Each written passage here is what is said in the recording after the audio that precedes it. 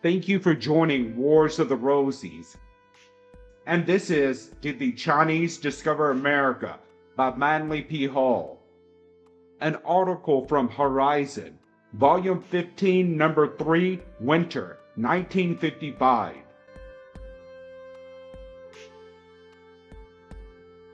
Did the Chinese Discover America?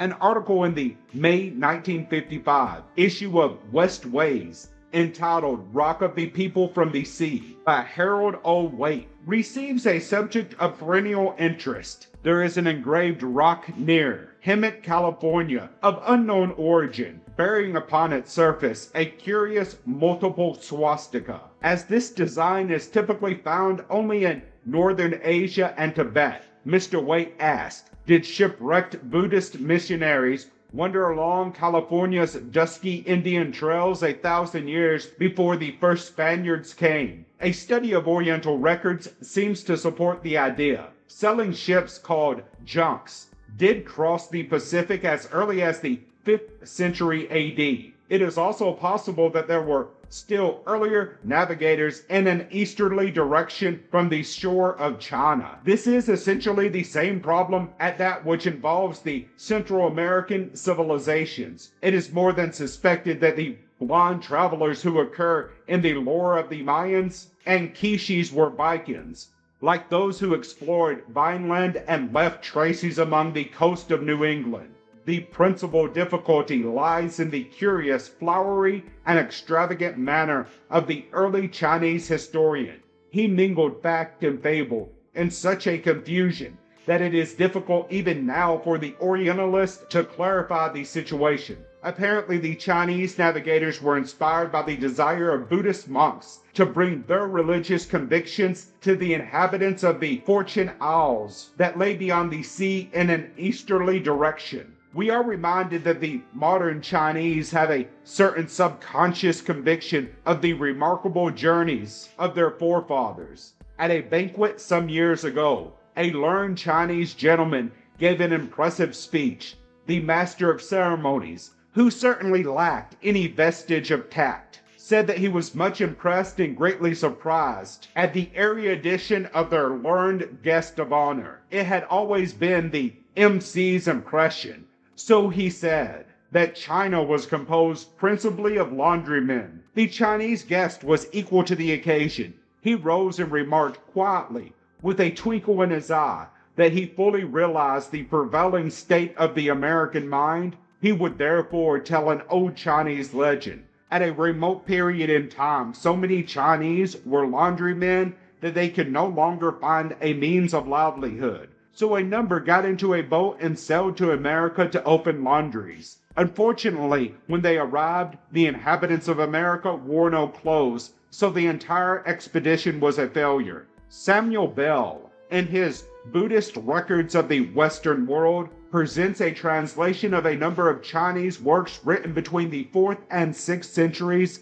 of the Christian era. These describe principally the incredible journeys of pilgrims and scholars, and seem to indicate a strongly integrated purpose to expand the influence of the religion to the distant parts of the world. There are numerous references to these incredible journeys and records still in existence pertaining to them.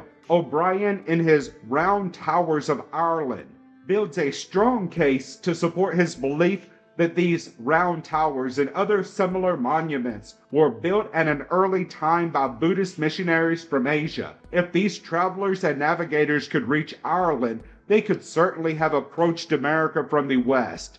There is a common belief that certain vegetation now flourishing along the coast of California originated from seeds brought from China, and Chinese inscriptions have been found in excavations under Mexico City. There is little to indicate that the Chinese were able to form any permanent colony in the Western world.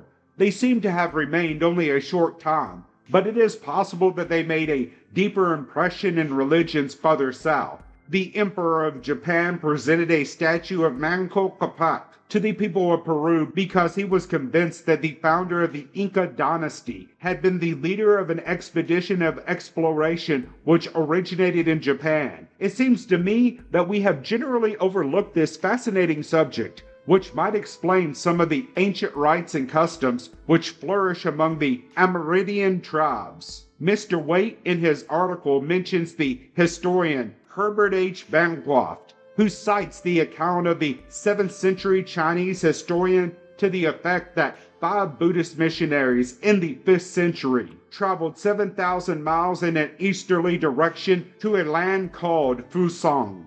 The same historian notes that it would be quite conceivable that ships carried by the Japanese current could reach North America. He further says that between 1782 and 1875, 41 Chinese junks drifted to the coast of North America, one as far south as San Diego. It is not entirely clear how the ancient ships of the 4th to 7th centuries were able to return to their own land without the benefit of the Japanese current. Probably most of them did not. Their crews either perished or were absorbed into the native population. Much useful information can be gained from a study of the migration of basic symbols. The swastika is widely distributed throughout the art motifs of the world, but it occurs in several different forms, some of which are more distinctly Asiatic than others.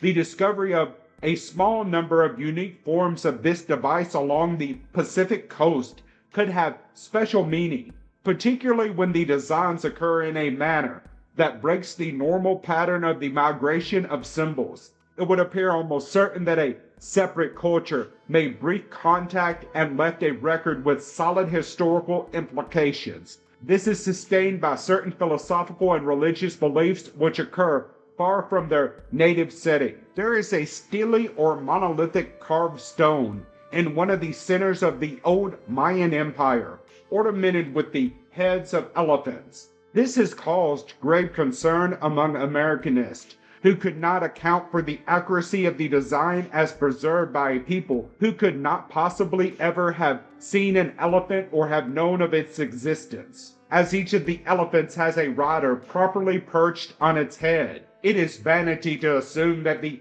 design was based upon some ancient mastodon. It is wiser to consider that the currents of the Pacific Ocean are such that the drifting of ships from Asia at a remote period was not only probable, but almost certain. Thank you for watching, and please don't forget to share, like, subscribe, and comment. And if you can, please consider donating to Wars of the Rosies. Links to PayPal and Patreon are in the description. Thank you so very much.